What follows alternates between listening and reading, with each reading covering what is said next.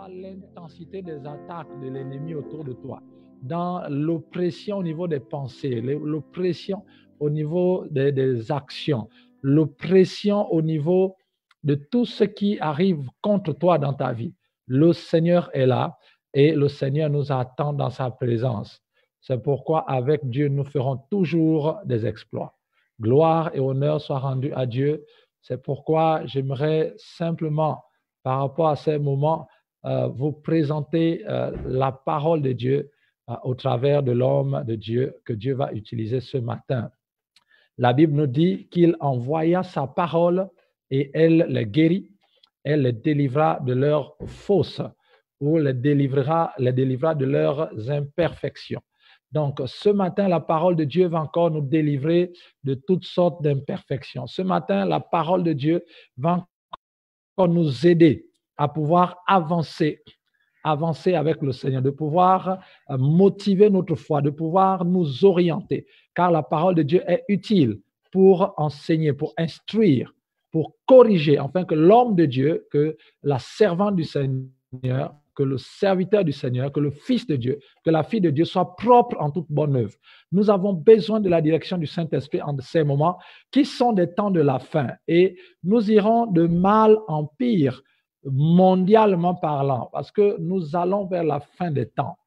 Mais la Bible dit que ceux du peuple qui connaîtront leur Dieu agiront avec fermeté. C'est pourquoi je crois qu'il y a une parole pour toi ce matin, une parole qui va t'encourager, une parole qui fera de toi l'exception dans toutes les crises qui frappent le Gabon en ce moment. Une parole qui fera de toi l'exception dans toutes les batailles spirituelles qui sont en train de se passer.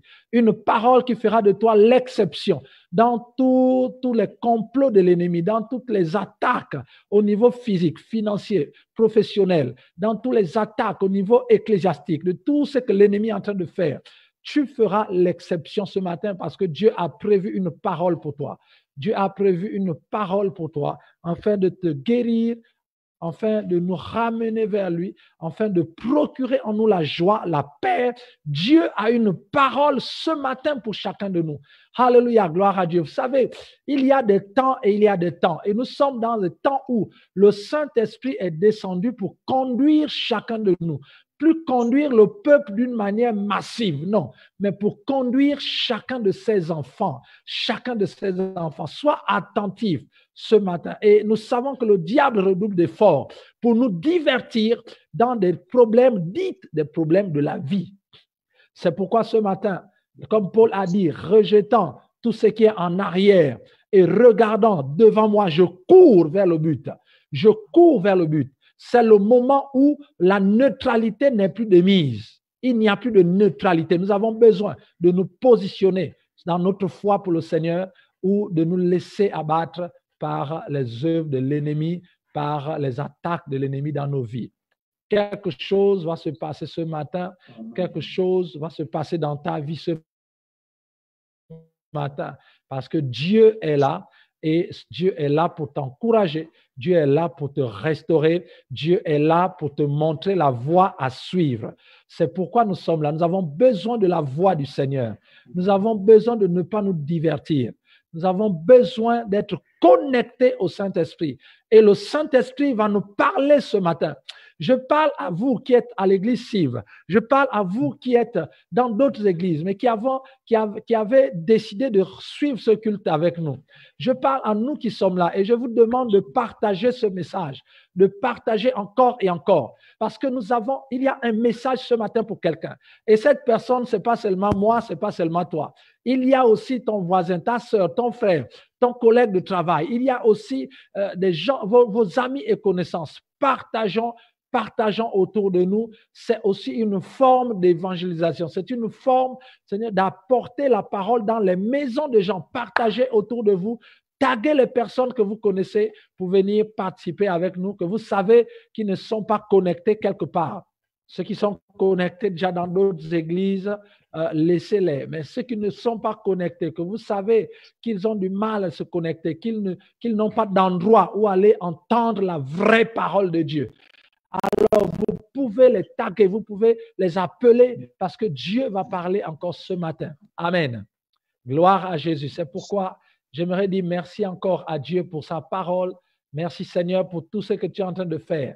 Merci Seigneur pour tous les frères et sœurs qui sont en train de partager en ce moment ce live, cette vidéo, qui sont en train de taguer, d'appeler individuellement leurs amis et connaissances, leurs parents, qui sont en train d'agir maintenant, en train de partager. Je prie, Seigneur, qu'ils soient bénis, que tu leur donnes l'intelligence de partager davantage, même pendant ce message, qu'ils le partagent, parce que tu as un peuple nombreux dans cette ville, tu as un peuple nombreux dans ce pays, tu as un peuple nombreux dans l'Afrique qui a besoin de ce message, qui a besoin de l'onction que nous portons. Et nous te disons merci, Seigneur, parce que c'est toi qui agis, c'est toi qui suscites des vocations, c'est toi qui crée des ministères, c'est toi qui mets en place, Seigneur, tes enfants et qui donne l'onction. Seigneur, nous prions au Dieu ce matin que tous ceux que tu as sélectionnés depuis le commencement de temps pour entendre cette parole ce matin, Seigneur, que des passerelles soient créées par le Saint-Esprit, afin que cette parole, dans le nom puissant de Jésus, Seigneur, les autorités, ceux qui sont élevés en dignité en ce moment, Seigneur, qui ont besoin de cette parole, Seigneur, touche leur cœur, que le Saint-Esprit, Seigneur, les touche là où ils sont, Seigneur, afin qu'ils entendent cette parole.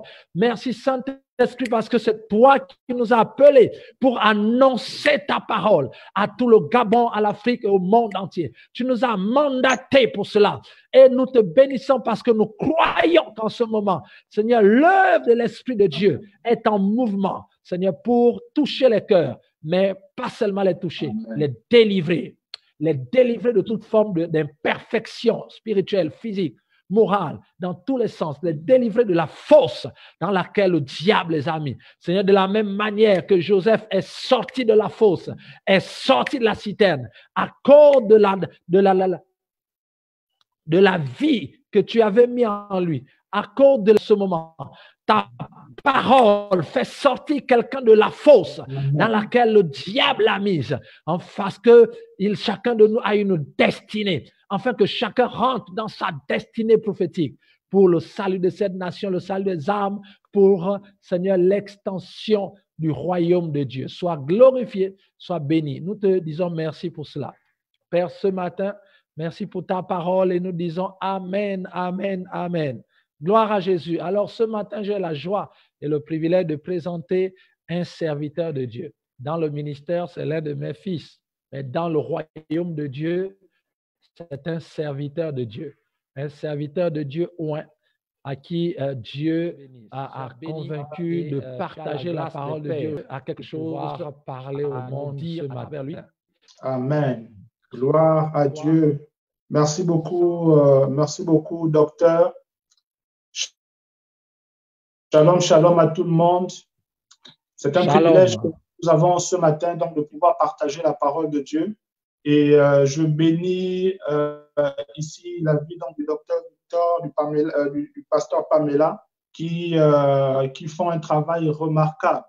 Et je bénis Dieu parce que nous qui sommes auprès d'eux, nous pouvons voir comment Dieu change nos vies, voir comment Dieu change nos pensées, voir comment Dieu change notre vision du ministère et comment Dieu nous emmène à voir les choses selon lui. Que la gloire revienne au Seigneur. Et je bénis le Seigneur pour ces 100 jours que nous avons passés, les 100 jours de gloire. C'est pourquoi je voudrais ce matin encore souhaiter à tout un chacun bienvenue dans le nouveau Gabon. Amen. Parce que nous croyons que pendant ces jours, des choses se sont passées. Nous croyons que pendant ces jours, Dieu a visité le Gabon, Dieu nous a pleinement visités et les choses se sont passées. Gloire à Dieu.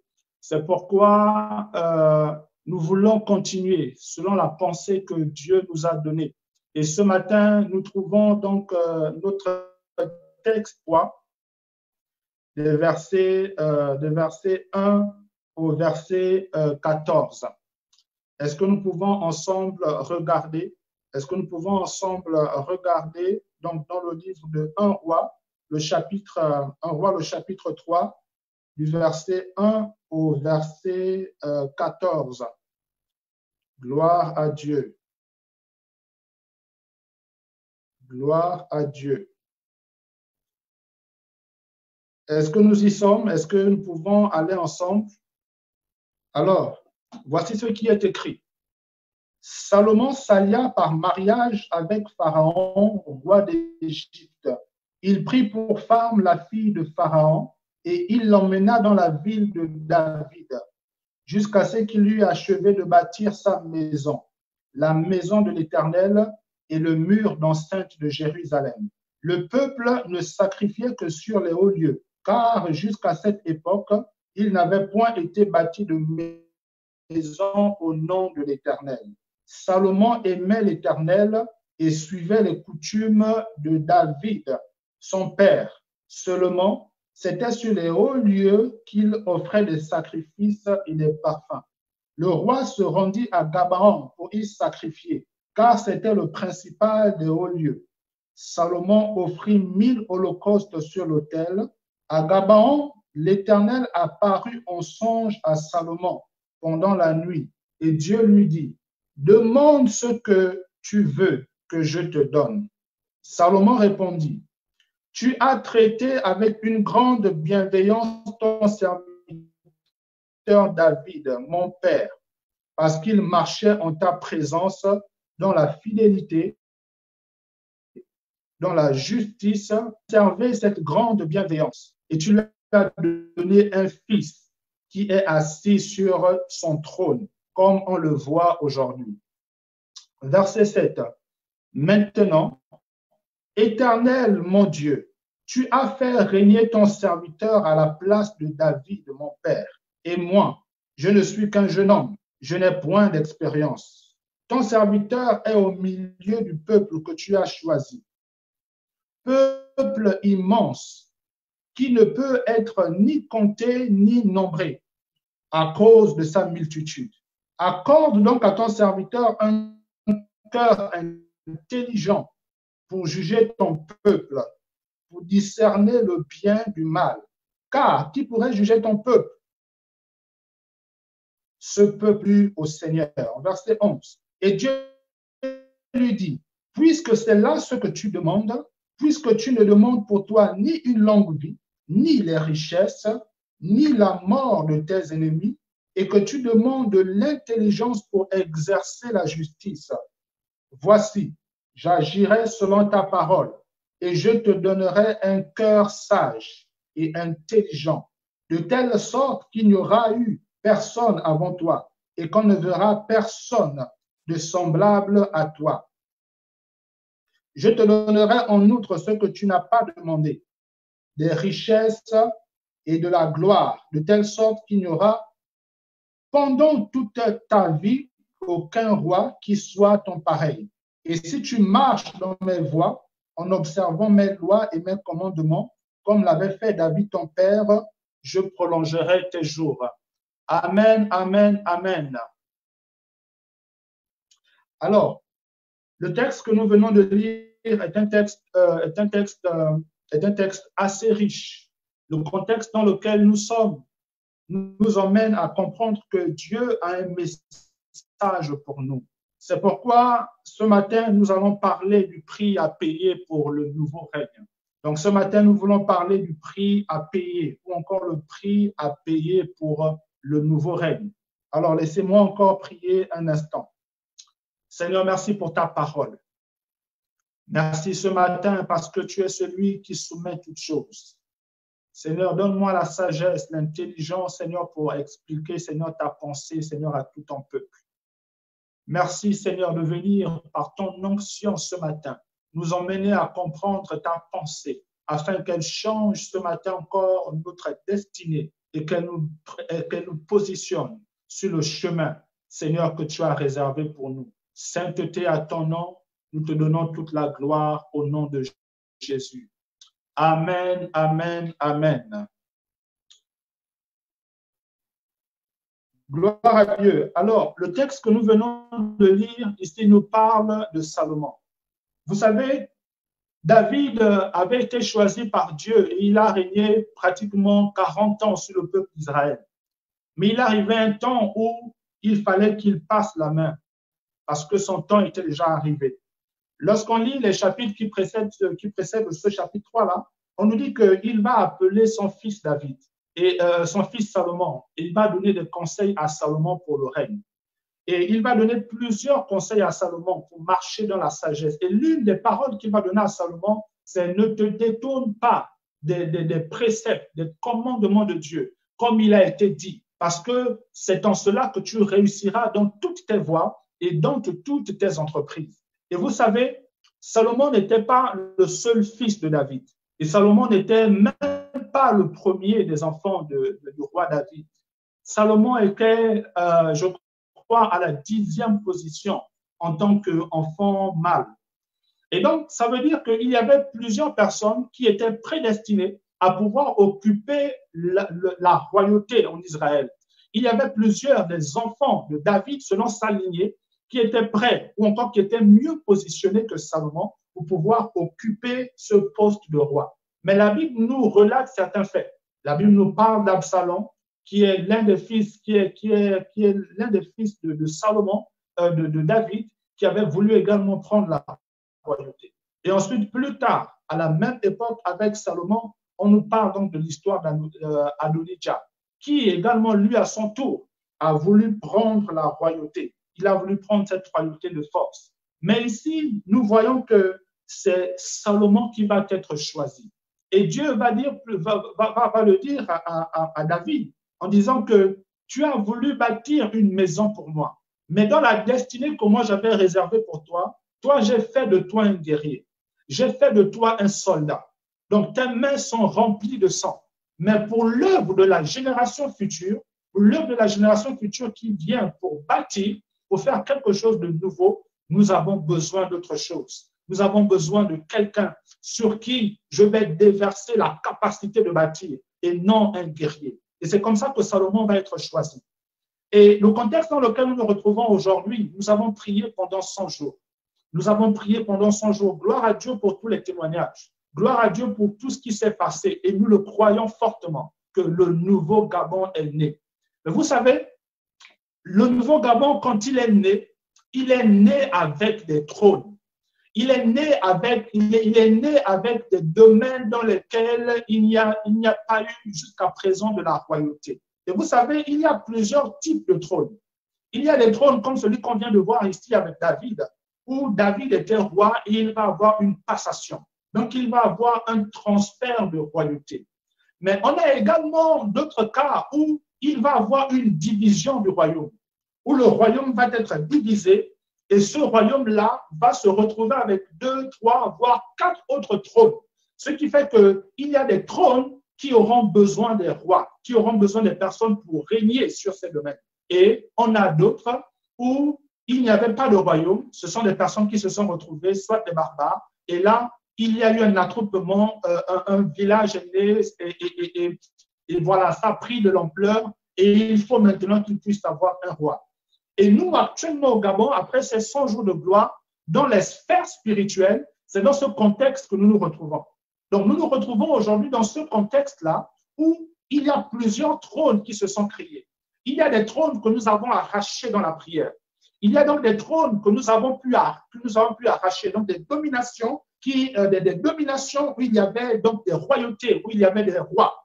Mais Dieu a permis que pendant ces 100 jours de gloire, nous puissions récupérer certains trônes de notre pays. Alléluia, gloire à Dieu. Si quelqu'un est content pour cette nouvelle, qu'il dise Amen, Amen, Amen. Et donc, il y a également donc l'autre cas où le royaume a été divisé. C'est-à-dire qu'il y a des principautés qui sont restées et il y a d'autres, et donc il y a des trônes qui ont été libérés. Mais gloire à Dieu, parce qu'aujourd'hui, ces trônes-là ont été positionnés afin que des personnes afin qu'il puisse avoir des personnes qui se lèvent et qui puissent occuper ces trônes. Et ces trônes-là sont diverses. Et donc, il y a des trônes qui se sont libérés dans le domaine de l'économie. Il y a des postes qui se sont libérés dans le domaine des affaires. Il y a des postes qui se sont libérés dans le domaine de votre famille. Nous avons prié pendant ces jours pour les familles. Il y a des trônes qui aujourd'hui reste vide. Mais sachez-le, un trône ne reste jamais à sa royauté afin de pouvoir donner la destinée donc de ce royaume ou de cette entité-là qui a été libérée donc d'une certaine royauté. Et donc, que ce soit dans nos familles, que ce soit dans les villes dans lesquelles nous avons, les villes donc, du Gabon pour lesquelles nous avons prié, que ce soit les quartiers pour lesquels nous avons prié, que ce soit les domaines pour lesquels nous avons prié, nous savons que des trônes se sont libérés. Nous savons que nous savons qu'il y a donc des trônes qui se sont libérés. Alléluia. Alléluia. Gloire à Dieu. Gloire à Dieu. Et donc, ici, nous voulons comprendre quelque chose. Lorsque Salomon arrive, la Bible nous dit quelque chose. Regardez au verset 2. On nous dit, le peuple ne sacrifiait que sur les hauts lieux, car jusqu'à cette époque, il n'avait point été bâti de maison au nom de l'Éternel. Salomon aimait l'Éternel et suivait les coutumes de David, son père. Seulement, c'était sur les hauts lieux qu'il offrait des sacrifices et des parfums. Alléluia. Ce verset nous donne une vérité fondamentale. Ce verset nous dit que alors que Salomon venait d'occuper la royauté, alors qu'il venait d'occuper un trône, la Bible nous dit que Salomon aimait l'Éternel. Salomon aimait l'Éternel, suivait les coutumes de David, son père. Seulement, c'était sur les hauts lieux qu'il offrait des sacrifices et des parfums. Vous savez, le contexte dans lequel Salomon a grandi, tout le monde sait ce qui s'est passé, comment Salomon est venu au monde, comment David, son père, a tué Uri pour prendre sa femme. Donc, Salomon a grandi dans un contexte où on le regardait comme un enfant illégitime. Il a grandi dans un contexte où on disait que, ah, mais vraiment, celui-là, ce qui s'est passé, vraiment, tu n'es même pas digne d'être le fils du roi. Tu n'es même pas digne d'être compté dans la lignée des enfants du roi. Et donc, tout le temps, Salomon a grandi avec un regard accusateur. Salomon a grandi avec un regard illégitime parmi les 16 enfants, parmi les 16 garçons de son père. Et c'est pourquoi les gens ne le regardaient même pas comme quelqu'un qui était capable de pouvoir prendre la royauté après son père, de pouvoir occuper, donc de pouvoir occuper ce trône et de pouvoir continuer ce que Dieu avait déjà destiné pour Israël. Mais la Bible nous dit que c'est Salomon qui va occuper ce trône. Et lorsqu'il arrive à la royauté, donc le verset 3 nous dit que Salomon aimait l'Éternel. Salomon aimait l'Éternel. Non, nous dit même, et suivait les coutumes de David, son père. Seulement, c'était sur les hauts lieux qu'il offrait des sacrifices et des parfums. Oh Seigneur. Vous savez, nous sommes dans le même contexte. Les 100 jours de gloire que nous avons passés, nous avons prié, des trônes ont été libérés. Et parmi ces trônes qui ont été libérés, certains d'entre nous sont déjà à la porte, sont prêts à s'asseoir sur ces trônes-là. Et c'est ce que Dieu a fait pendant les 100 jours. Donc, des trônes ont été libérés et Dieu fait en sorte qu'aujourd'hui, nous puissions maintenant nous préparer à pouvoir nous asseoir et de commencer à régner. Mais ici, le Saint-Esprit a expressément pris ces mots et pour nous mentionner qu'il y a deux choses qui sont importantes à considérer si nous voulons rentrer dans une nouvelle dimension du règne. Si nous voulons rentrer dans une nouvelle dimension du règne, il y a des choses que nous avons besoin de considérer dans notre vie. Et c'est pareil pour nous. Nombreux d'entre nous, nous aimons le Seigneur. Nombreux d'entre nous, nous aimons Dieu. Et lorsqu'on voit ce que nous faisons, nous aimons Dieu. On voit comment on se donne de la peine pour faire certaines choses. On voit comment dans notre cœur, même lorsqu'on parle de Dieu, on voit qu'il y a de l'émotion. On voit qu'il y a un certain engagement. On voit qu'il y a une certaine disposition à pouvoir obéir aux coutumes, aux lois de Dieu. Mais ici, la Bible nous dit que ce n'est pas suffisant. Lorsque nous voulons remplacer un roi ou nous voulons prendre un nouveau trône, la Bible nous dit que ce n'est pas suffisant seulement d'aimer Dieu. Parce que lorsque nous disons simplement que nous aimons Dieu et qu'il y a simplement cette attitude en nous que nous aimons Dieu, cela reste simplement de l'intention. Parce que l'amour de Dieu ne reste pas simplement dans notre cœur ou simplement par des paroles. Et par la suite, on nous montre que l'amour que nous devons avoir pour Dieu doit se faire suivre également par un certain type de sacrifice. Et c'était ça le problème de Salomon. Lorsque Salomon remplace son père, lorsque Salomon arrive sur ce trône, il y a un problème. Parce que Salomon vient avec les mêmes prédispositions qu'il avait avant de pouvoir occuper la royauté. Il avait les mêmes, il est venu sur le trône de son père avec les mêmes prédispositions qu'il avait avant que Dieu ne puisse le faire asseoir sur le trône de David, son père. Et c'est pourquoi ici le Saint-Esprit, pour nous enseigner, a dit, regardez la situation de Salomon. C'est la même situation par laquelle nous passons. Dieu a délivré, Dieu a libéré certains trônes, dont plusieurs domaines. Et nous avons reçu des paroles, nous avons reçu des prophéties, nous avons reçu des songes pour le Gabon, pour nos vies, pour nos familles. Toutes ces choses-là ont été annoncées pour que nous puissions en réalité nous préparer à pouvoir y entrer. Mais lorsque Salomon est arrivé avec les mêmes prédispositions qu'il avait avant de pouvoir entrer dans le règne. C'est comme si nous venons et nous arrivons avec les mêmes prédispositions avant de pouvoir rentrer dans le nouveau Gabon.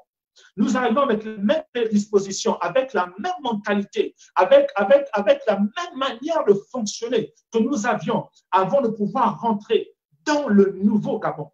Et regardez, on nous dit qu'il offrait, le problème c'est qu'il offrait des sacrifices sur les hauts lieux. Vous savez, quand la Bible parle des hauts lieux ici, les hauts lieux dans la Bible, ce sont des lieux où on fait des cultes, des lieux où on donne le sacrifice, des lieux où on vient se sacrifier, des lieux où on donnait des sacrifices à Dieu. Et ces sacrifices-là étaient toujours suivis d'un vœu, de telle sorte que Dieu puisse nous exaucer.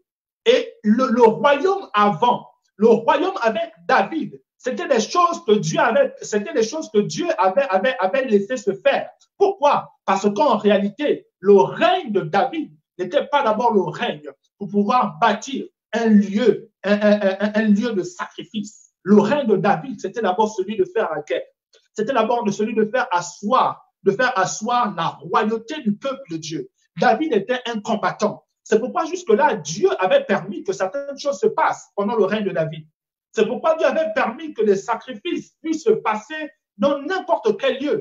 Parce que ces lieux-là, c'était des lieux où les païens donnaient des sacrifices. C'était des lieux où les païens venaient faire des sacrifices pour des dieux étrangers. Et lorsque le royaume se répandait, lorsque le royaume était dans l'expansion, alors ce peuple-là, certes, il renversait les autels qui étaient en place, certes, il renversait les idoles qui étaient en place, mais il remplaçait ces lieux-là en mettant là en ce lieu maintenant un autel pour adorer Dieu. C'était quelque chose que Dieu permettait jusqu'à cette époque, parce que le règne donc, de celui qui était sur le trône donc, de David n'était pas d'abord de pouvoir instituer et puis de régler ces petits paramètres. N'oubliez pas qu'on est en train de parler du prix à payer pour le nouveau règne. Quand on parle d'un nouveau règne, c'est qu'il y avait un ancien règne. Il y avait une certaine manière de faire.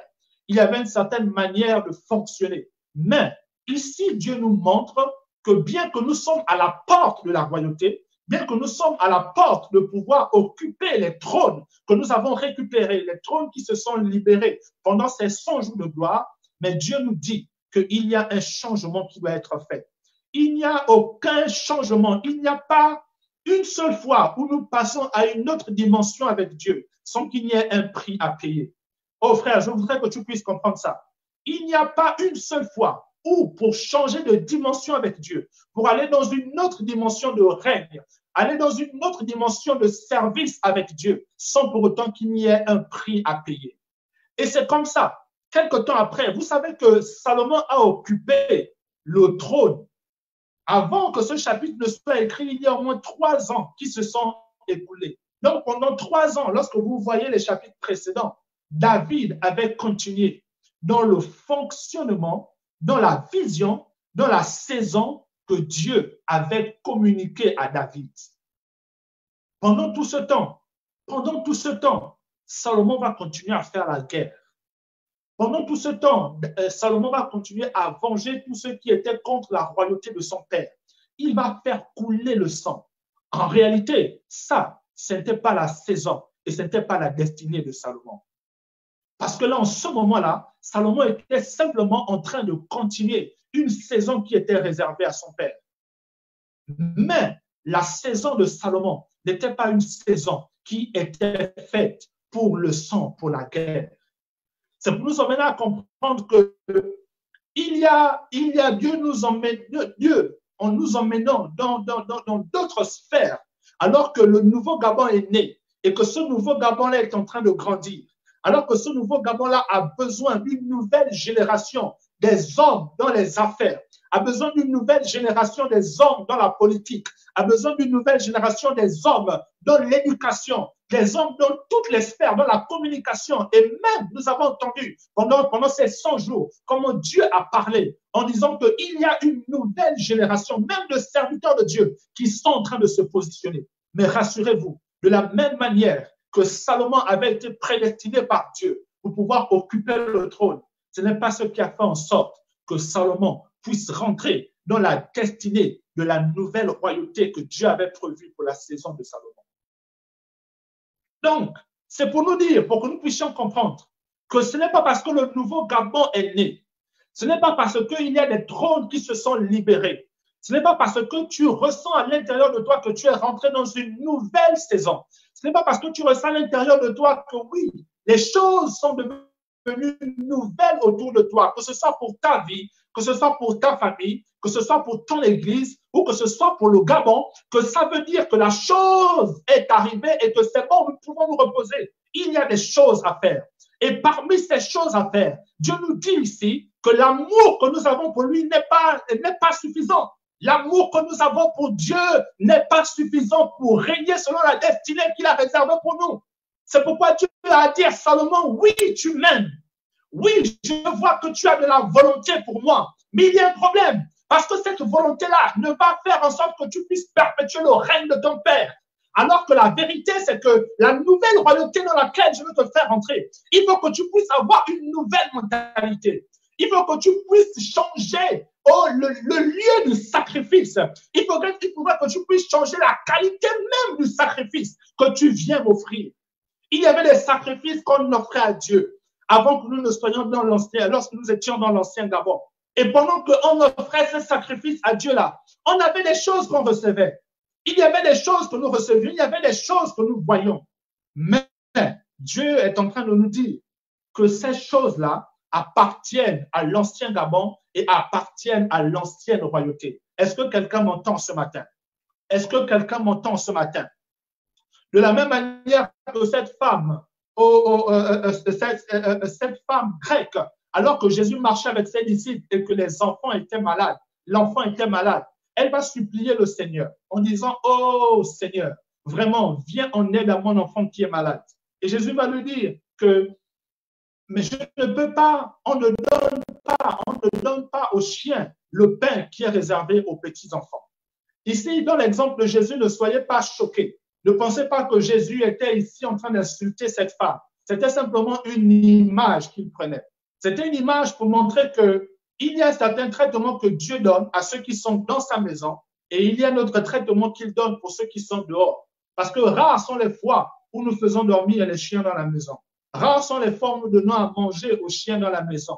Rares sont les fois où nous prenons la nourriture qui est à table. De la même manière qu'on sert les enfants, on va également servir la même portion aux animaux qui sont à l'extérieur. Non. Qu'est-ce que Dieu fait? Qu'est-ce qu'on fait souvent? On finit de manger, on prend les os qui sont restés, on prend les restes et ensuite on va donner à ceux qui sont à l'extérieur. Et donc, c'est cette image-là que Jésus a pris ici quand il a parlé de cette femme en disant que il ne donne pas les choses aux chiens. En réalité, ici, Dieu était simplement en train de dire que je vais vous donner les miettes. Je vais donner à ceux qui sont à l'extérieur de la saison, à ceux qui sont à l'extérieur de la pensée de Dieu. Eux, ils vont recevoir les miettes.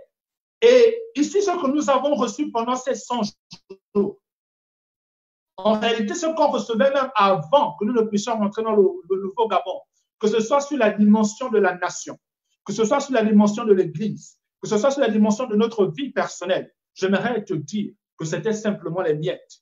Et vous voyez que même les miettes de Dieu produisent des miracles. Même les miettes de Dieu viennent répondre à certains besoins dans nos vies. Même les miettes de Dieu viennent répondre à certains besoins sur le plan national. Mais alors que nous rentrons dans le nouveau Gabon, Dieu nous dit que ce n'est plus le temps de pouvoir recevoir les miettes. C'est le temps maintenant de pouvoir manger le pain. C'est le temps de pouvoir manger le pain. C'est le temps de pouvoir manger le pain. Alléluia, alléluia. C'est le temps pour toi de pouvoir manger le pain. C'est le temps pour toi de pouvoir manger le pain et de rentrer dans la nouvelle saison, dans le nouveau règne. Mais pour ça, Dieu va dire qu'il y a un problème.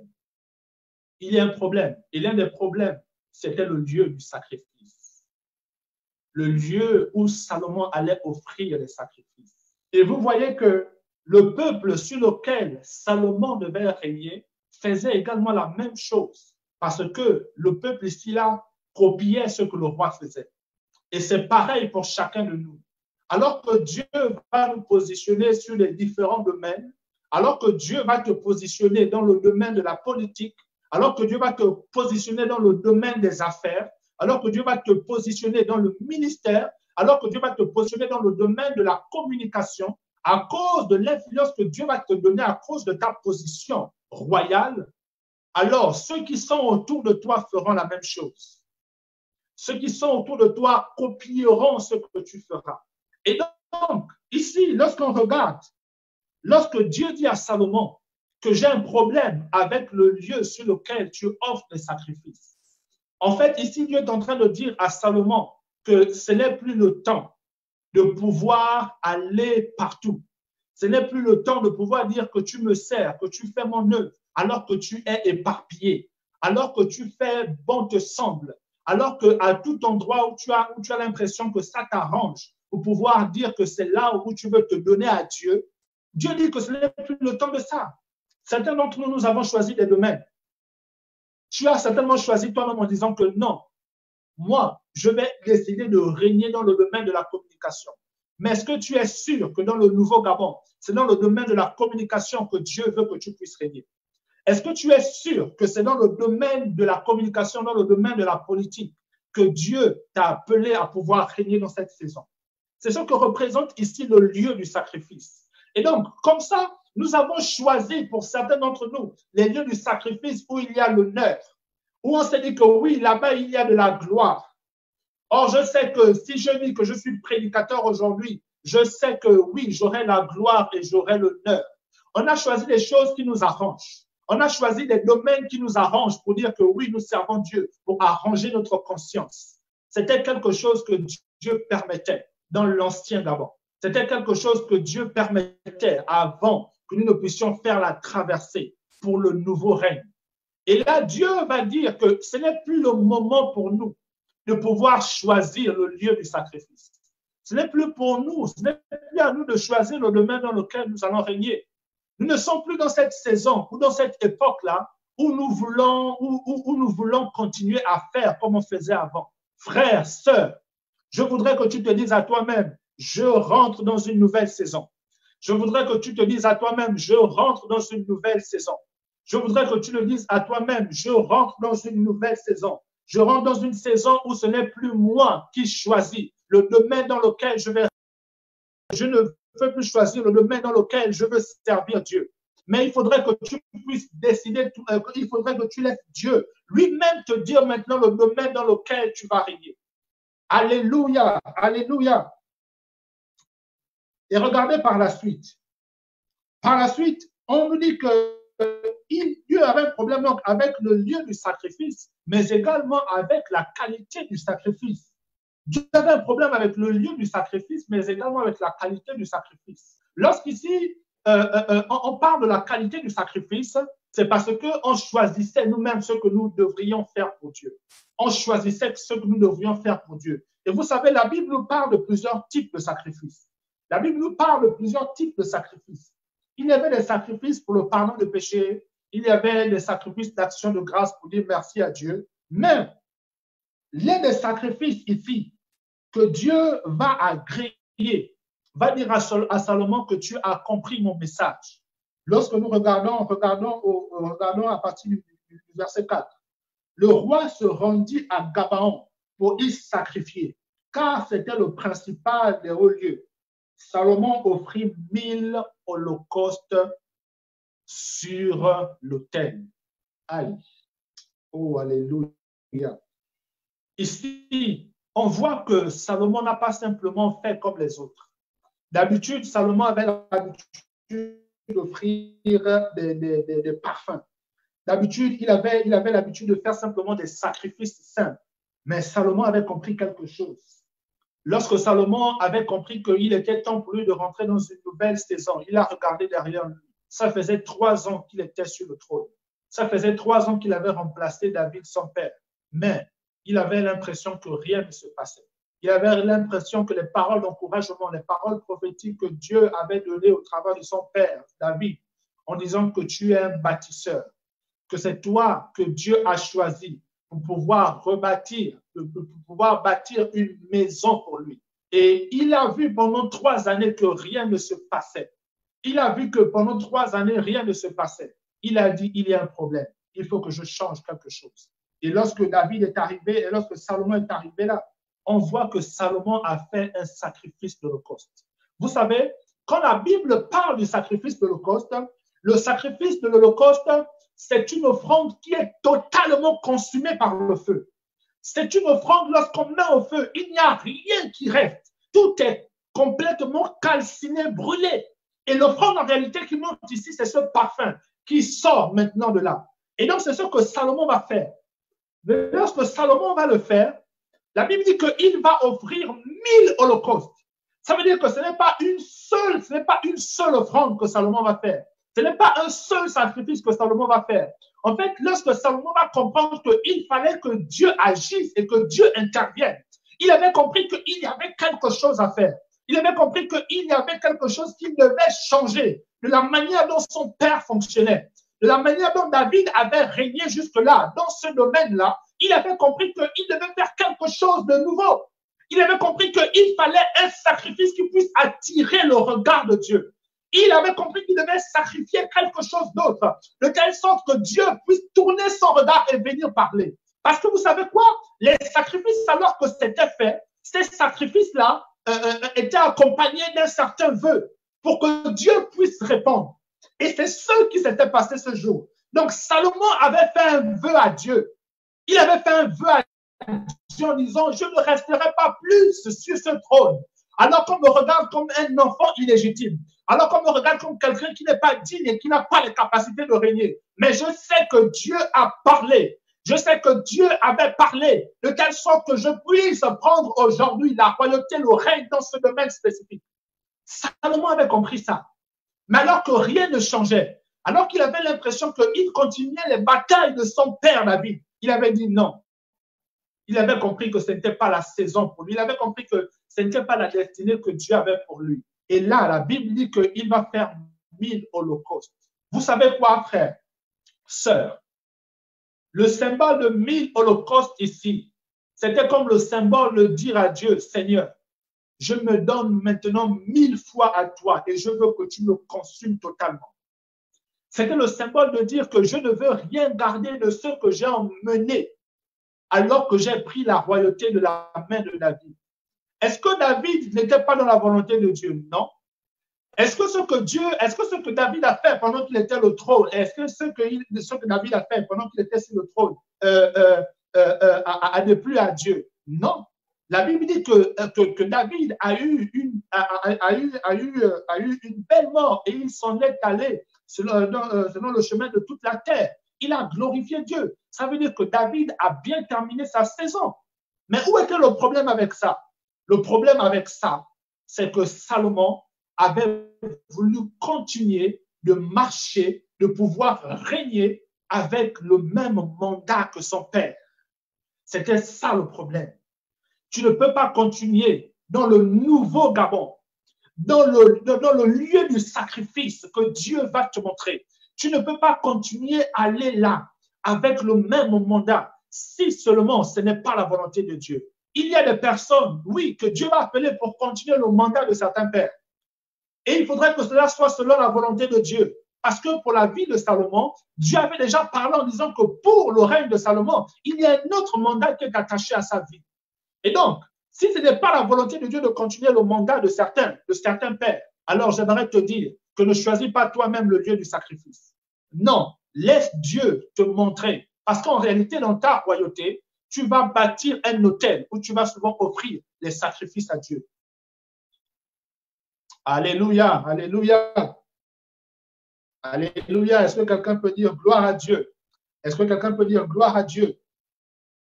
Et donc, le sacrifice que Salomon va faire ici va attirer la faveur de Dieu, va attirer le regard de Dieu. Parce qu'en fait, ici, Dieu va réaliser qu'il y a des personnes qui ont saisi un message.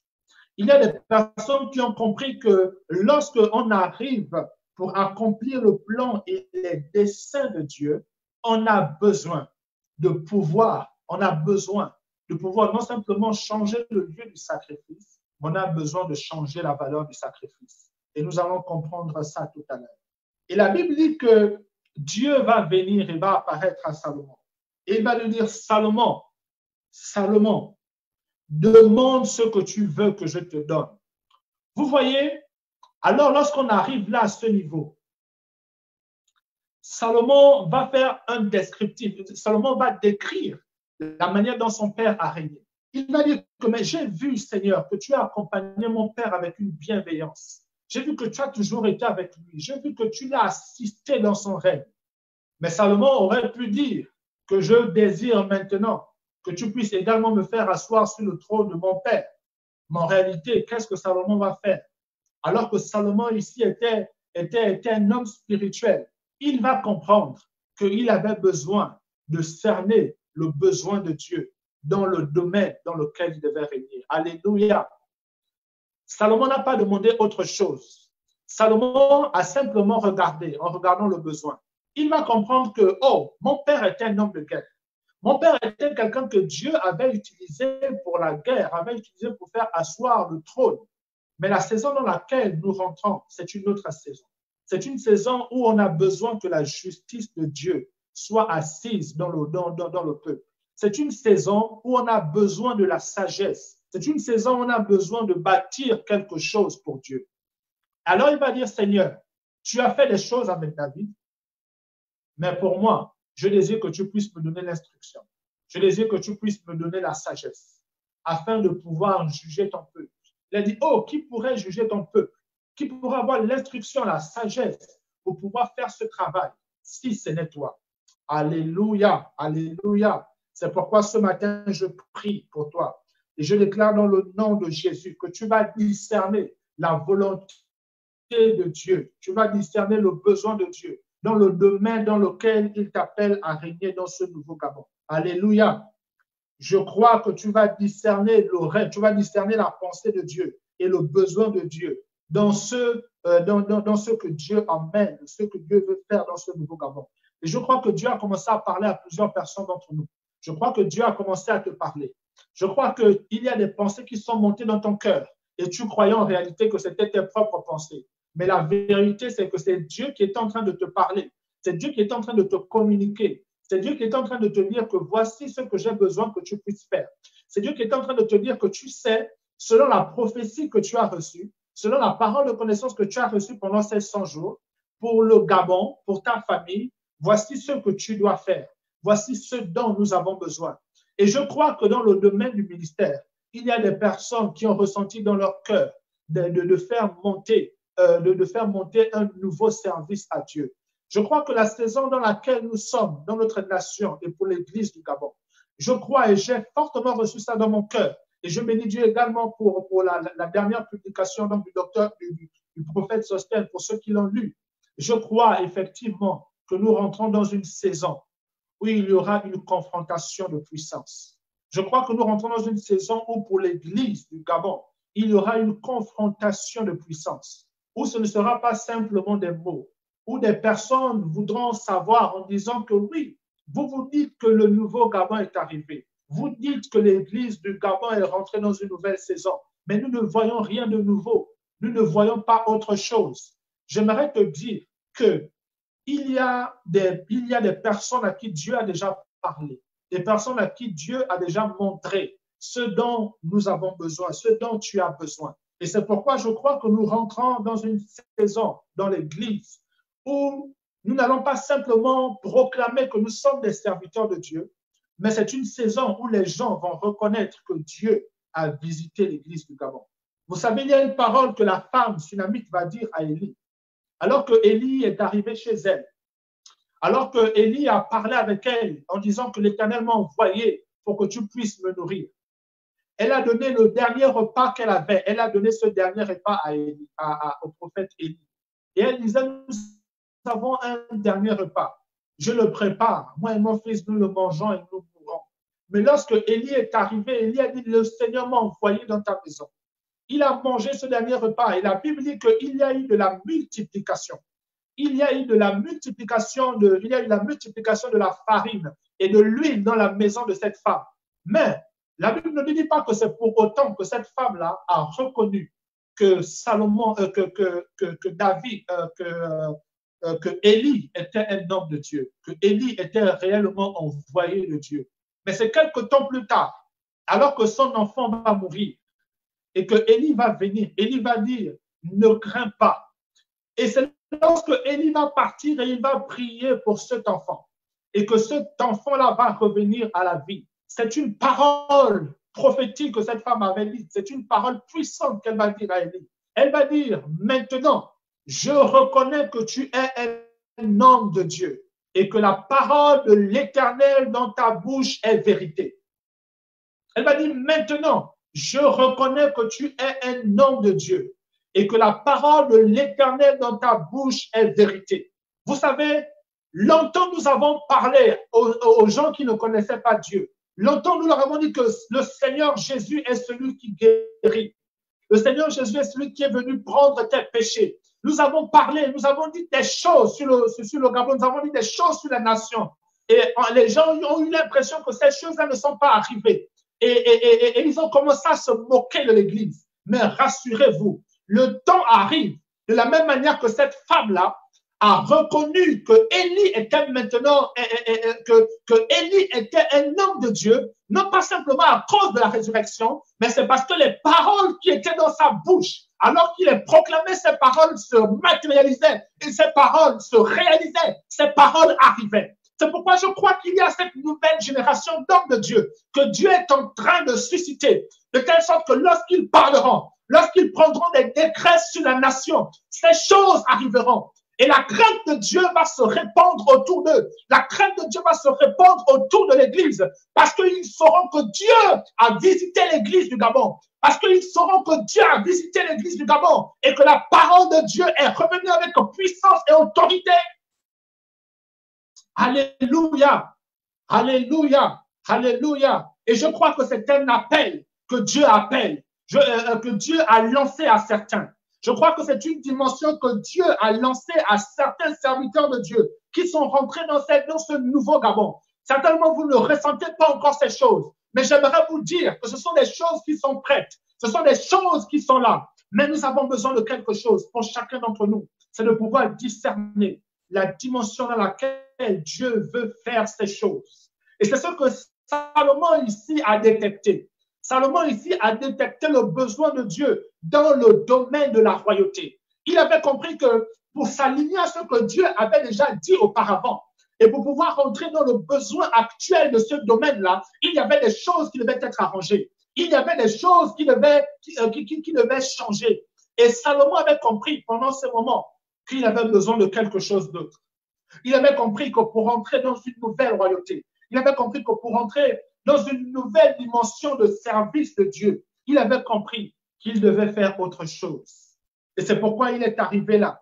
Et après avoir discerné ces choses, il va le dire à Dieu. Oh frère, je voudrais que selon que Dieu t'a parlé, je voudrais que selon que Dieu t'a parlé pendant ces 100 jours, en disant que lui, il désire que tu puisses certainement dominer, régner dans le domaine de la politique, régner dans le domaine des affaires, régner dans le domaine de la communication, ou encore même dans le ministère chrétien, dans le ministère ecclésiastique. Je voudrais simplement que tu puisses discerner les paroles, discerner le besoin de Dieu pour ce domaine-là. Parce qu'il n'y a pas de possibilité, il n'y a pas de possibilité de règne, de pouvoir entrer dans une autre dimension de règne sans pour autant avoir compris et cerné le besoin de Dieu pour ce domaine. Sinon, tu vas continuer un mandat qui n'est pas le tien et tu vas te battre avec une force que tu n'as pas. Et tu vas essayer de combattre avec une force que tu n'as pas. Tu vas essayer de combattre des combats qui ne sont pas les tiens. Et c'est ce que Salomon a essayé de faire jusque-là, jusqu'à ce qu'il offre le sacrifice et qu'il décide à dire, Seigneur, moi je veux comprendre ce que tu veux et ce que tu veux pour ce domaine. Et regardez, alors que Dieu va répondre, lorsque Dieu va venir et il va répondre, il va dire, oh, Salomon, la Bible dit que cette demande de Salomon plut à Dieu. Cette demande de Salomon plut à Dieu. Frère, sœur, j'aimerais te dire que nous ne sommes plus dans une saison où en réalité nous regardons nos intérêts. Même lorsque Dieu veut t'amener sur le trône qu'il a destiné pour toi pendant cette saison, ce n'est pas d'abord pour toi, ce n'est pas d'abord pour que tu puisses te réjouir de ça. C'est d'abord pour sa volonté, c'est d'abord pour lui. Et c'est pourquoi il va dire à Salomon, oh Salomon, je pensais que tu devais faire comme tous les autres. Lorsqu'ils ont la possibilité d'être exaucés, lorsqu'ils ont la possibilité de se retrouver face à face avec moi, lorsqu'ils ont la possibilité de dire un mot et que j'exauce, les choses sur lesquelles ils se penchent, ils vont me demander la longévité, ils vont me demander une longue vie. Ils vont dire, je veux que je vive longtemps. Dieu ici, en fait, va résumer les besoins des hommes. Dieu ici va résumer les prières des gens. Ici, Dieu va résumer ce que tout le monde a l'habitude de demander à Dieu.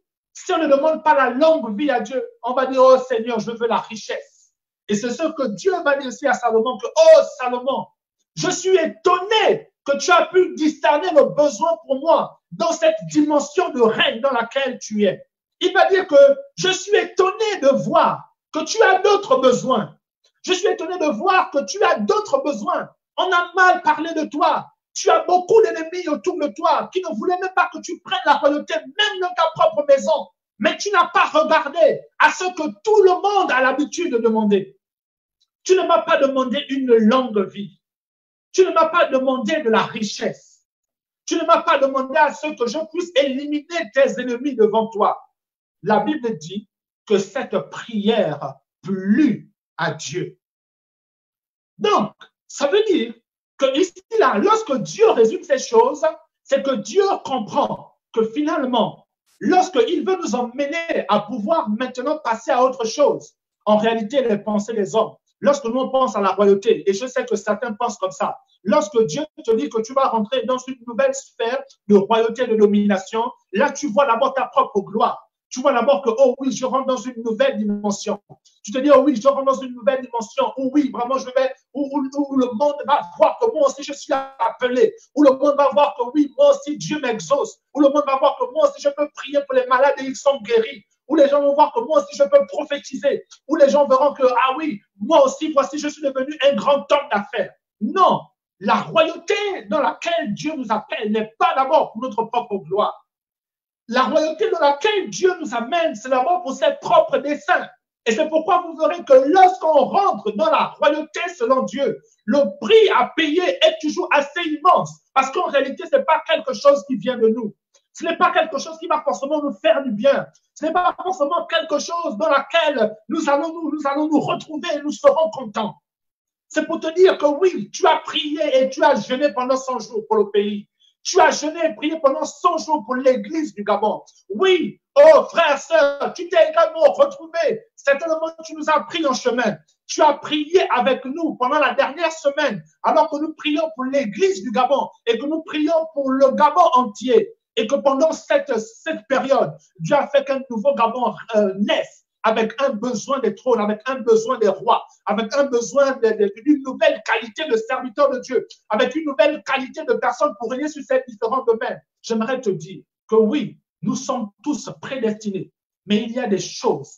Le prix que Dieu demande à payer est celui-là qui va nous faire rentrer en réalité dans une autre dimension différente de ceux qui ont régné avant nous dans ce domaine. Alléluia. Alléluia. Et donc, si la Bible dit que cette prière plut au Seigneur, ça veut dire qu'en réalité, même malgré qu'aujourd'hui on a traversé et que nous sommes rentrés dans le nouveau Gabon, ça veut dire qu'en réalité, même malgré la traversée, il y a des personnes qui continuent à faire des prières de la sorte qui ne plaisent pas à Dieu. Donc, s'il y a des prières qui plaisent à Dieu, c'est qu'il y a également des prières qui ne plaisent pas à Dieu. Alléluia.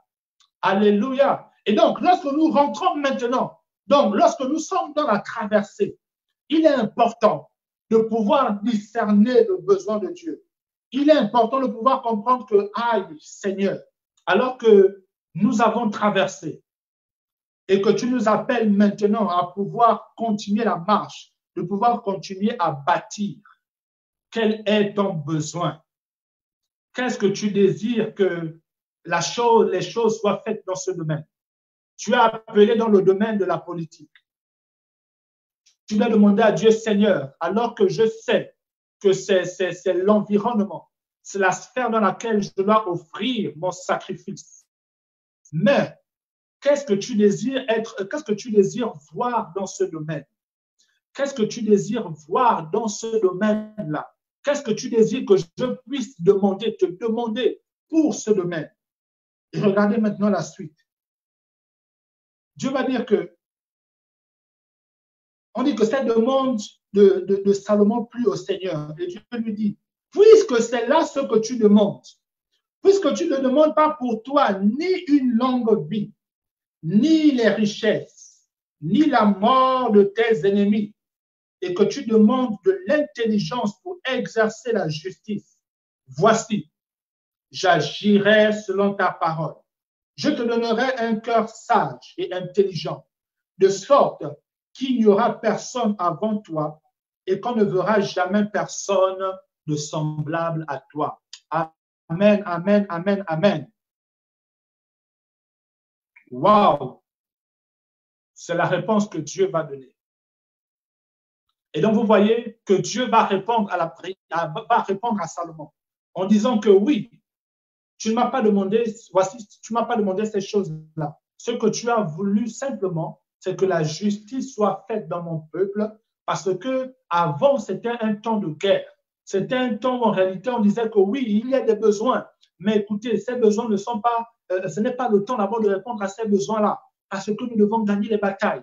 Nous devons sécuriser la ville, nous devons sécuriser nos acquis, nous devons sécuriser nos richesses. Le temps n'est pas d'abord à la justice. Restez d'abord comme ça, le temps viendra où nous allons régler ces problèmes-là. Et lorsque Salomon arrive, Salomon avait compris que c'était le temps de pouvoir rentrer maintenant dans une autre saison, dans la saison de la justice.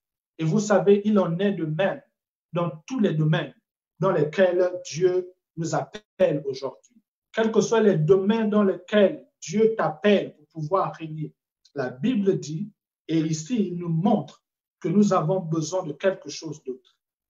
Et voyez-vous, j'aimerais maintenant nous amener à comprendre quelque chose. Lorsque Salomon est arrivé ici, il a demandé la sagesse. En fait, Salomon avait réalisé qu'il y a une certaine dimension de royauté qu'on ne peut pas exercer sans pour autant avoir quelque chose. Et la sagesse que Salomon va demander en réalité ici, c'était simplement une préfiguration d'un type d'onction. Ce que Salomon avait demandé ici à Dieu, la sagesse de pouvoir régner, il avait compris que David, son père, avait agi avec un certain type d'onction. Il avait vu une certaine manifestation de Dieu dans la vie de son père.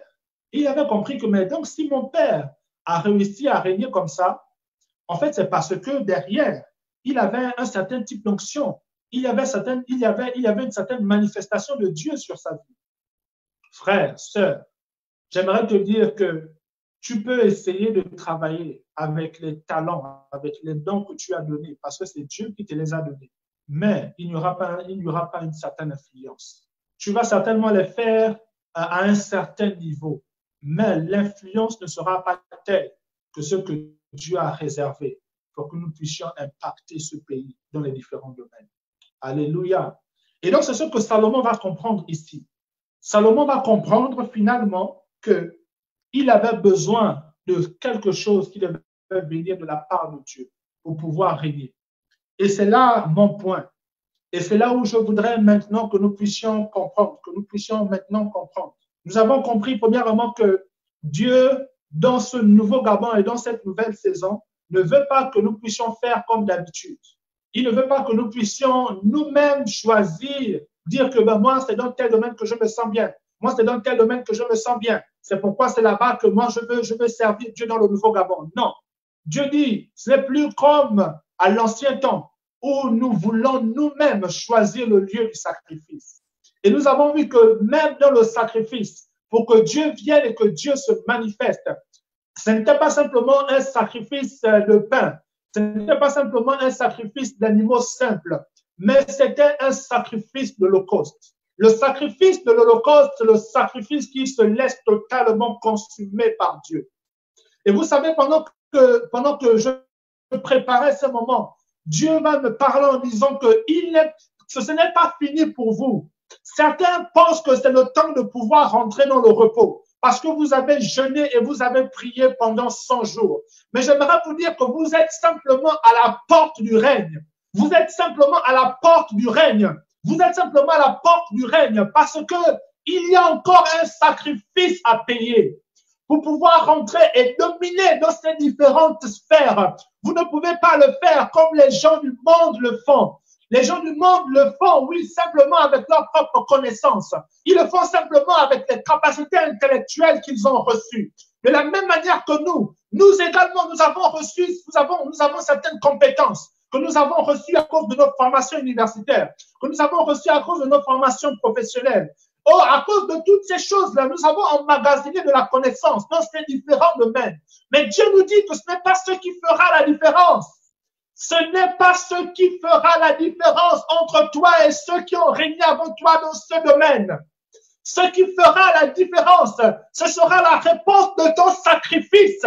Ce sera la réponse de ton sacrifice que tu donneras à Dieu qui viendra faire la différence. Parce que le sacrifice que tu vas donner à Dieu est fonction du revêtement, est fonction de l'équipement, est fonction de ce que Dieu va déverser sur toi de la même manière qu'il a répondu à Salomon. Frère, tu as besoin de l'onction.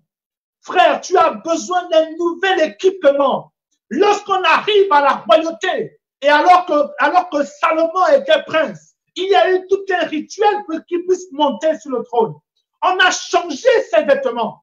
On a changé ses vêtements. On a changé les vêtements qu'il portait. On lui a donné des vêtements royaux.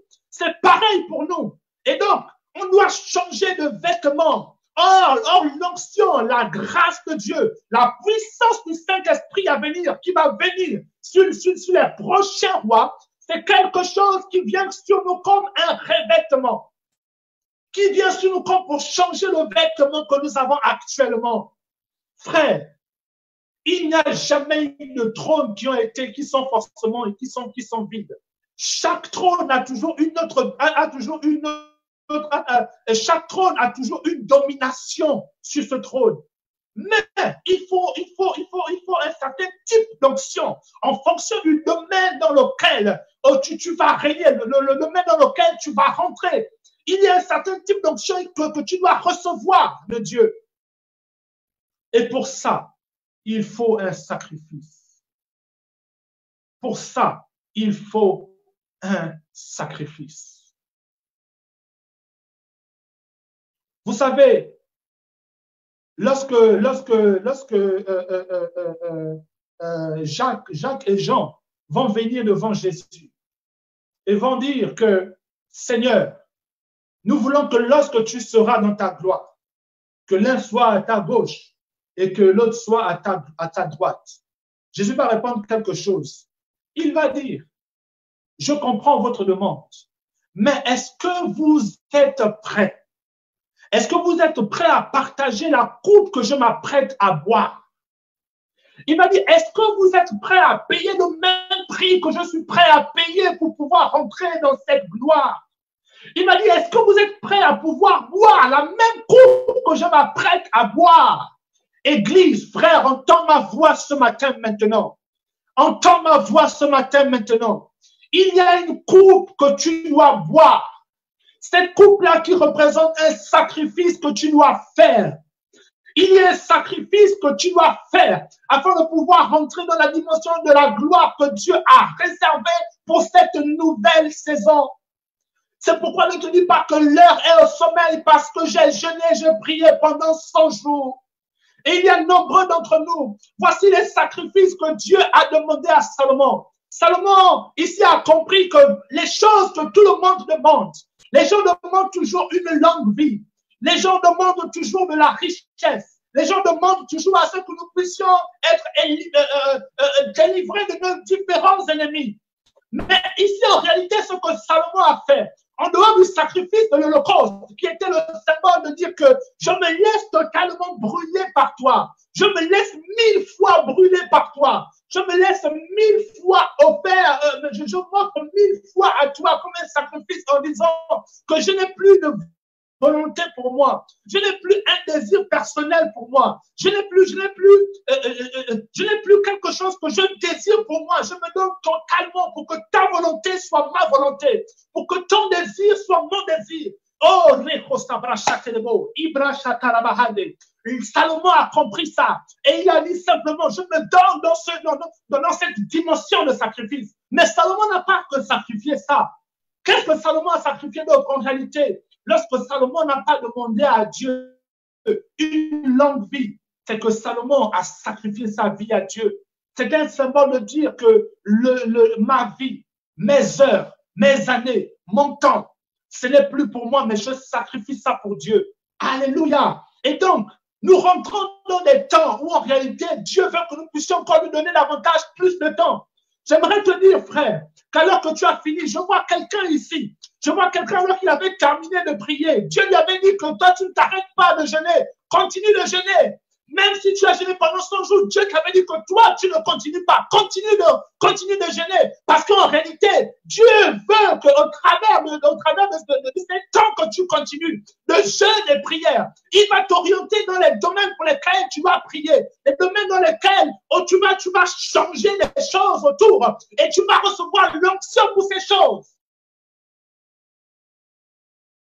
Salomon a donné du temps. Il a donné son temps. Il a donné sa vie. Il a dit, désormais, ma vie ne m'appartient plus. Désormais, je ne regarde plus à ma vie. C'est pourquoi il n'a pas demandé une longue vie à Dieu, parce qu'en réalité, il venait de sacrifier cela. Alléluia. C'est pareil. Il n'a pas seulement sacrifié sa vie. Salomon également a sacrifié sa richesse. Salomon va dire à Dieu, le fait qu'il ne demande pas à Dieu de la richesse, en réalité, c'est que c'est sa richesse qu'il venait de sacrifier. Longtemps, on a voulu toujours faire des choses sans pour autant servir Dieu avec notre argent. Mais frère, la dimension dans laquelle tu pars, tu auras besoin d'utiliser cet argent. Tu auras besoin de donner ça à Dieu. Pour certains, il y a des domaines dans lesquels Dieu veut que nous puissions rentrer. Tu auras besoin d'acheter certains livres. Tu auras besoin d'acheter certaines documentations. Tu auras besoin de pouvoir faire certaines offrandes en nature. Tu auras besoin de faire certaines choses. Et pour ça, tu as besoin également de sacrifier ton argent. Le sacrifice, frère. Tu veux rentrer dans le Nouveau Gabon? Tu veux régner selon ce que Dieu a dit pour le Nouveau Gabon dans les différents domaines? Frère, tu as besoin de sacrifier également ton argent. Mais il n'y a pas que ça. Les ennemis. En réalité, lorsqu'on ne demande pas à Dieu de détruire les ennemis autour de nous, on est en train de dire, Seigneur, je vais continuer dans l'adversité. Je vais continuer à pouvoir laisser ces ennemis autour de nous. Vous savez quoi? On ne peut pas avoir un véritable règne s'il n'y a pas de guerre autour de nous. Lorsqu'il n'y a pas d'ennemis, lorsqu'il n'y a pas de personnes pour venir faire en sorte que nous puissions continuer de prier, que nous puissions continuer de rechercher Dieu, comment tu peux continuer? Salomon a laissé ses ennemis. Alléluia. Salomon a laissé ses ennemis. Nous, oh frère, je ne sais pas comment te faire passer ce message. Je prie simplement que le Saint-Esprit te dise et mette dans ton cœur, des mots certainement que je ne dis pas en ce moment. Mais j'aimerais simplement que tu puisses comprendre qu'il y a un prix à payer pour le nouveau règne. Il y a un prix à payer pour le nouveau règne. Il y a un prix à payer pour le nouveau règne. Et ce prix-là est fonction de ce que Dieu va te demander. Et sache que Dieu va te demander de ton temps. Sache que Dieu va te demander de ton argent. Sache que Dieu va demander à ce que tu puisses continuer à marcher dans l'adversité. Parce que ce sont des choses que Salomon a sacrifiées.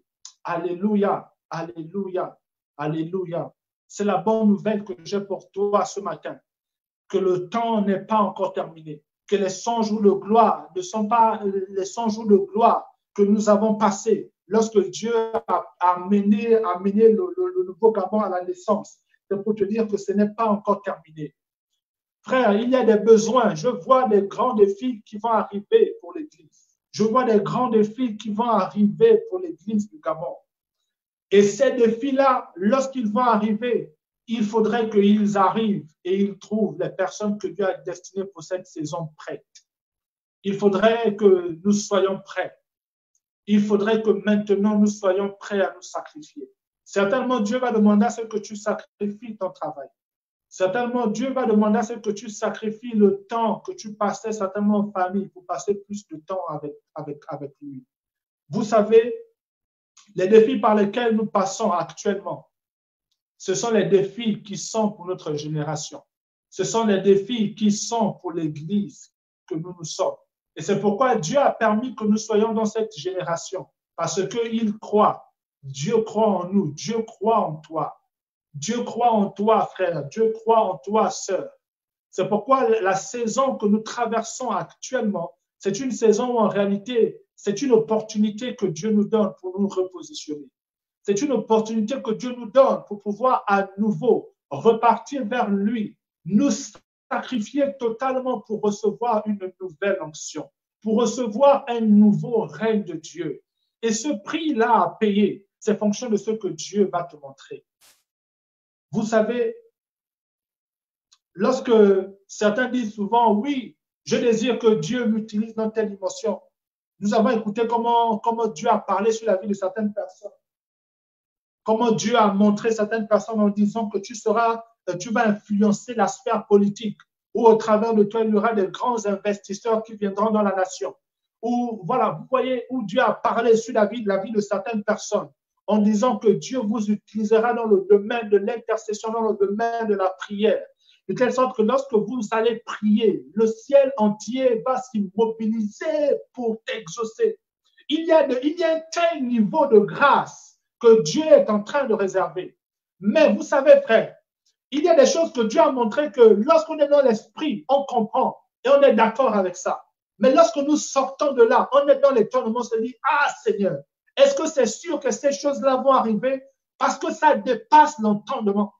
Ça dépasse notre compréhension. Ça dépasse notre compréhension. Et donc, c'est pourquoi, en réalité, nous avons besoin de l'onction de Dieu pour ça. Et donc, pour toutes ces promesses-là, il y a un prix à payer. Certains sont contents lorsqu'ils disent, oui, nous allons être des prophètes de feu, comme Élie. Oh oui, nous allons être des prophètes de feu, comme le prophète Élie. Vous savez quoi? La Bible dit que Élie vivait dans les déserts. La Bible nous dit que Élie se nourrissait des sauterelles. Il se nourrissait vraiment des choses bizarres. Il était habillé de poils de chameau, de ceinture de cuivre. Voilà. Donc, c'est-à-dire que c'est un personnage un peu, permettez-moi l'expression, un peu étrange. Mais regardez, frère, lorsque Jean-Baptiste va arriver, or Jésus lui m'avait dit que Jean-Baptiste viendra. Il avait dit que Jean-Baptiste, que vous avez vu venir, c'était également Élie. Et lorsqu'on va voir Jean-Baptiste, Jean-Baptiste avait pratiquement les mêmes caractéristiques que Élie. La Bible dit que Jean-Baptiste était une voix qui criait dans le désert. C'était une voix également, il était également vêtu de poils de chameau. Jean-Baptiste également avait une ceinture de cuivre. Il mangeait également des choses un peu étranges. Il se nourrissait des sauterelles et il se nourrissait donc de ces choses-là dans le désert. Et donc, nous voyons des distinctions. Nous voyons les distinctions qui étaient sur la vie d'Élie et qui étaient également sur la vie de Jean-Baptiste. Et donc, lorsque nous demandons à Dieu de pouvoir marcher dans une certaine dimension, la manière dont il nous a montré, il y a également le même prix à payer. Jean-Baptiste également a payé le même prix est passé par la même situation que Élie. Alors que Élie s'était levé contre la royauté en place. Alors que Élie avait prié pour pouvoir ramener la crainte de Dieu, la repentance du peuple. Jean-Baptiste également, quand il est arrivé, il s'est levé contre le roi en place. Et il a également prêché la repentance. De la même manière que la vie d'Élie avait été menacée par une reine, par Jézabel, de la même manière, la vie de Jean-Baptiste a été menacée par une reine. Pourquoi je prends tous ces exemples? Je prends ces exemples pour vous montrer que si vous voulez marcher dans la dimension d'Élie, dans la dimension de l'onction, par exemple, d'Élie, soyez prêts à ce que votre vie soit menacée par une reine. Soyez prêts également à pouvoir vivre seul dans le désert, à pouvoir simplement s'attendre à ce que Dieu te parle. Il faudrait également t'attendre à ce que tu sois isolé et simplement être là en train de goûter ce que Dieu veut. Il y a un prix à payer lorsque nous voulons passer à une autre dimension avec Dieu. Il y a un prix à payer pour pouvoir rentrer dans l'exaucement de ce que Dieu a montré pour le Gabon. Église du Gabon, entends-moi, frères, sœurs, entends-moi. Le temps n'est plus simplement à garder dans ton esprit les promesses de Dieu qu'il a données pour le nouveau Gabon. Le temps est au sacrifice. Le temps est au sacrifice. Le temps est au sacrifice. Et les temps sont marqués et les temps sont comptés. Il y a un temps que tu dois te donner pour répondre à Dieu et pour répondre à ce sacrifice. Parce qu'il y a des choses qui se préparent et qui arrivent sur la nation. Il y a des choses qui se préparent et qui arrivent et qui ne vont pas t'attendre. C'est pourquoi il faudra que lorsque ces choses arrivent, tu aies déjà le temps de pouvoir répondre au sacrifice que Dieu demande. De telle sorte que l'onction, le revêtement dont tu as besoin également tombe sur toi, de telle sorte que lorsque cette saison et ces choses arrivent, tu sois prêt, tu sois prête. Alléluia. Alléluia. Le prix à payer pour le nouveau règne. Qu'est-ce que Dieu te demande de pouvoir payer? Quel est le sacrifice que Dieu te demande? Ne vivons plus comme si nous étions dans l'ancien Gabon. Ne vivons plus comme si nous étions dans l'ancien règne de David, où nous vivions avec le même mandat que David. Notre mandat est différent. De la même manière que le mandat de Salomon était un mandat de bâtisseur, de la même manière, notre mandat également est un mandat de bâtisseur. Dieu veut rebâtir l'Église. Dieu veut redonner, il veut rebâtir l'Église du Gabon. Et pour cela, il a déjà créé des trônes. Dieu veut faire en sorte que les différentes sphères du Gabon soient restaurées. Et pour ça, il y a des trônes qui ont besoin des combattants. Il y a des trônes qui attendent et qui ont besoin réellement que des sacrifices soient donnés. Il y a des gens qui sont là où la moisson est prête, où ils attendent simplement la révélation des fils de Dieu. Ils attendent la révélation de l'Église. Mais il n'y a personne pour payer le prix. Il n'y a personne pour payer le prix. Il n'y a personne pour payer le prix. Il n'y a personne pour payer le prix. Frère, tu sais pourquoi Dieu t'a choisi? Tu sais pourquoi Dieu a prévu à ce que ce soit toi? C'est parce qu'en réalité, il avait vu que toi, tu pouvais répondre pour payer le prix. C'est pourquoi sur les 16 autres frères de Salomon, Dieu ne les a pas choisis pour continuer le règne. Parce qu'il avait vu la disposition de Salomon de pouvoir payer le prix, de pouvoir répondre aux besoins de Dieu. Et je vous assure, le besoin de Dieu est grandissant et il est fort en ce moment. Il est fort en ce moment. Le besoin de Dieu pour le Gabon est fort en ce moment. Le besoin de Dieu pour le Gabon est fort en ce moment. Alors qu'il nous a permis de pouvoir traverser. Il ne veut pas que nous puissions simplement rester là à la traversée. Il ne veut pas que nous puissions regarder le trône de loin. Mais Dieu veut que nous puissions nous revêtir. Vous savez quoi? Lorsque vous allez répondre au sacrifice, lorsque vous allez donner à Dieu ce qu'il demande pour pouvoir vous revêtir, alors là, en ce moment, vous allez comprendre que Dieu n'a pas simplement, en répondant à ça, De la même manière qu'il a dit à Salomon, que tu n'as pas demandé ces choses, mais je te donnerai également longue vie, je te donnerai également richesse, je m'occuperai également de tes ennemis, parce qu'en réalité, tu me les as sacrifiés. En fait, ici, Dieu est en train de dire à Salomon que rassure-toi, sois en paix, tu me donnes de ton temps, tu me donnes ton travail, tu me donnes certainement ton temps de famille. Tu viens et tu réponds à mon appel à la prière, dans le secret, dans le silence, où moi je veux te visiter pour te revêtir d'une onction nouvelle, afin de pouvoir rentrer dans une autre saison, afin de pouvoir continuer, de commencer le mandat que je t'ai donné.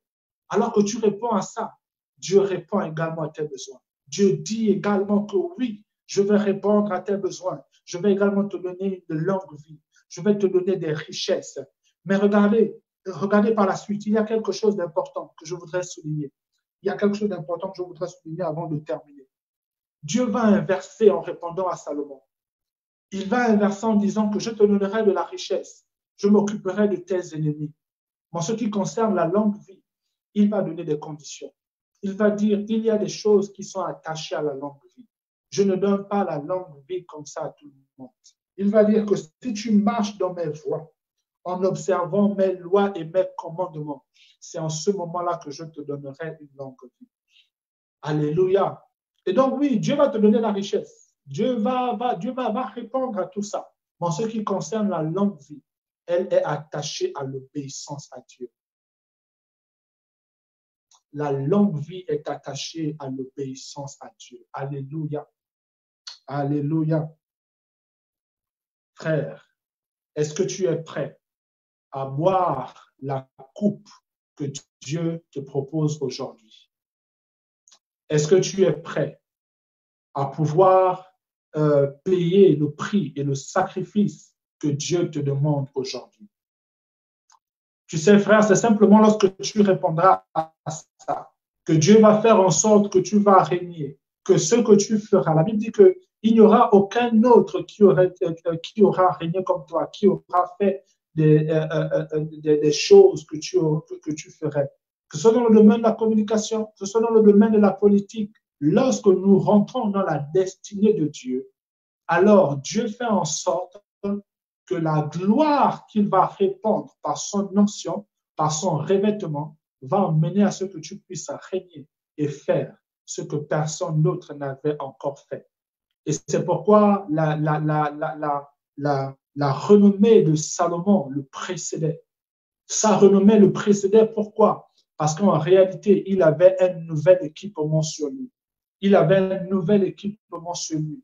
Tu ne peux pas recevoir l'équipement du Saint-Esprit, avoir payé le prix, le sacrifice que Dieu demande pour que sa volonté soit faite dans ta vie, dans ta maison, dans l'Église et dans la nation, sans pour autant qu'il n'y ait une gloire qui accompagne cela.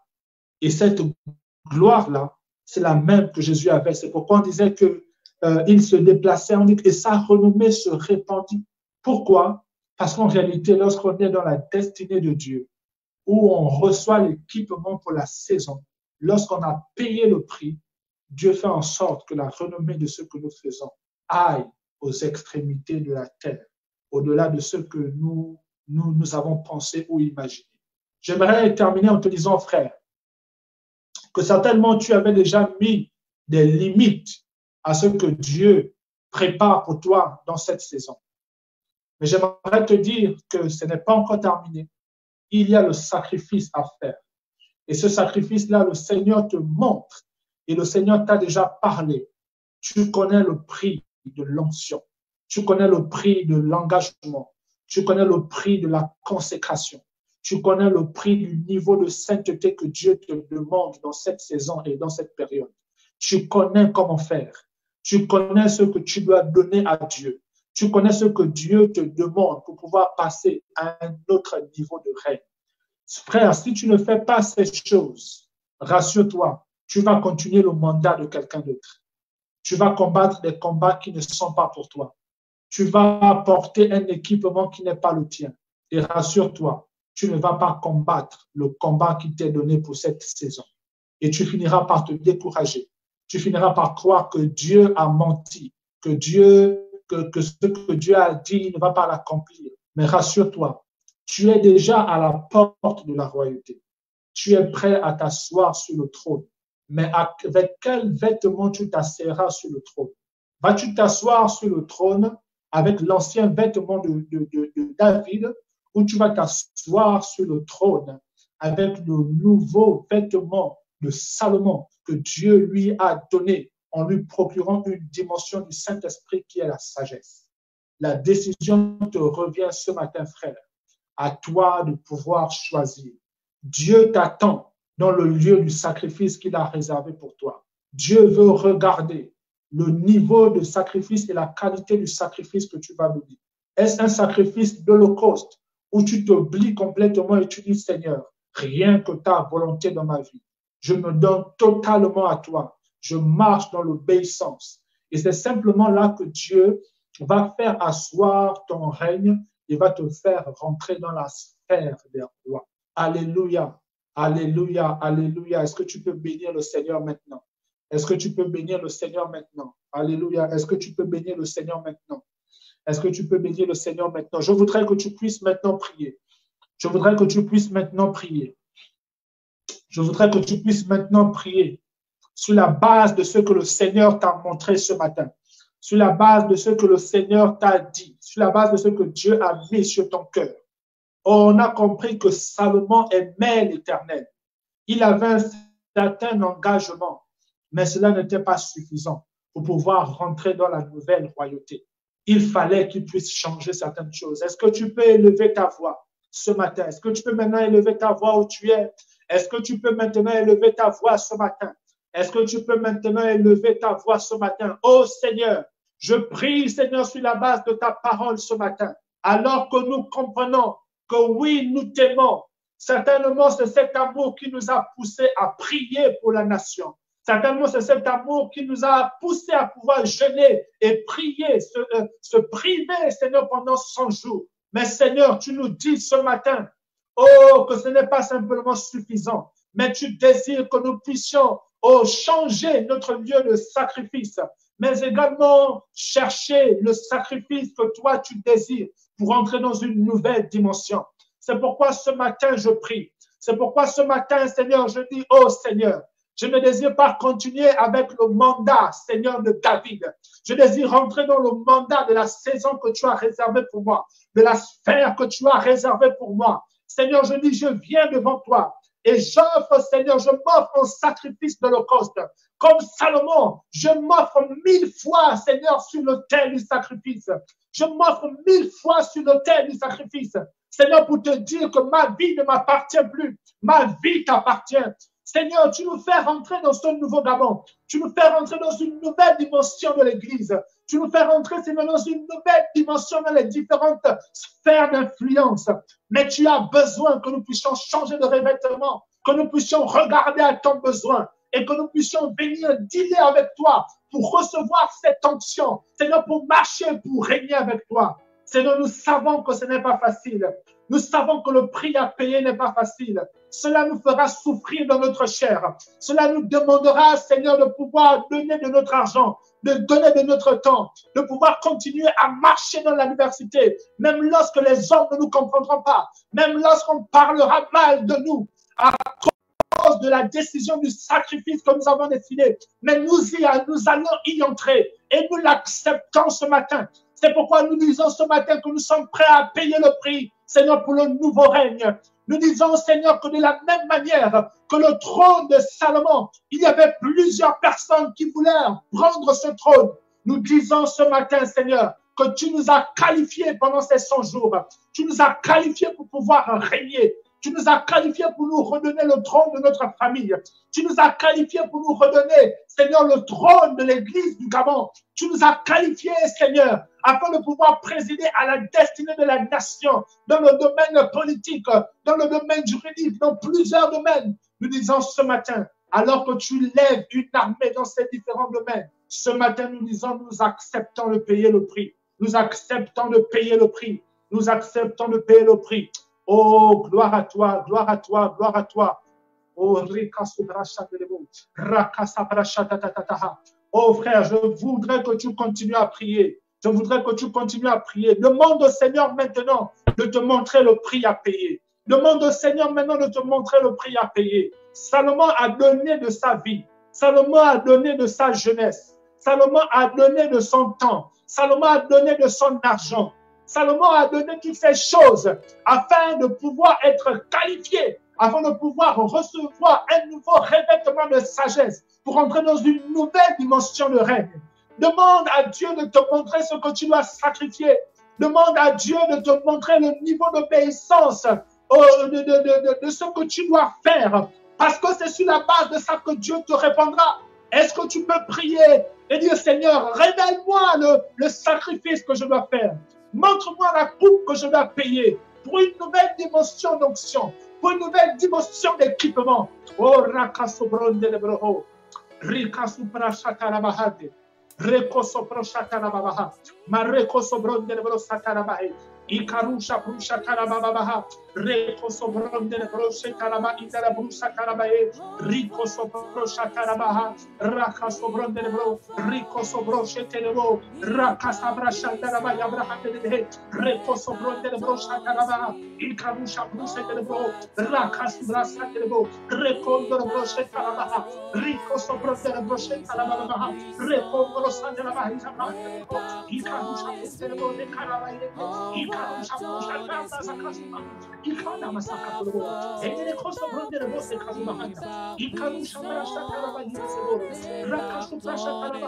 Oh mon frère, Dieu peut te visiter ce matin. Dieu peut te visiter ce matin en te donnant le nouveau revêtement. Si seulement tu acceptes de marcher dans l'obéissance et de payer le prix, de pouvoir t'offrir à la dimension qu'il t'a demandé, à la dimension qu'il t'a montré depuis longtemps. Avant même ce message, Dieu t'avait déjà parlé, Dieu t'avait déjà montré ce que tu dois faire. Dieu t'avait déjà montré la nouvelle manière de marcher pour toi dans cette nouvelle dimension. Et si tu es prêt à l'accepter, si tu es prêt même ce matin à accepter cela, oh, l'Esprit de Dieu peut te visiter ce matin et te donner le revêtement dont tu as besoin. Oh, alléluia. Oh, Seigneur, merci pour ta parole. Merci, Seigneur, pour la visitation. Nous avons prié. Oh, ensemble. Émerveillé par toi.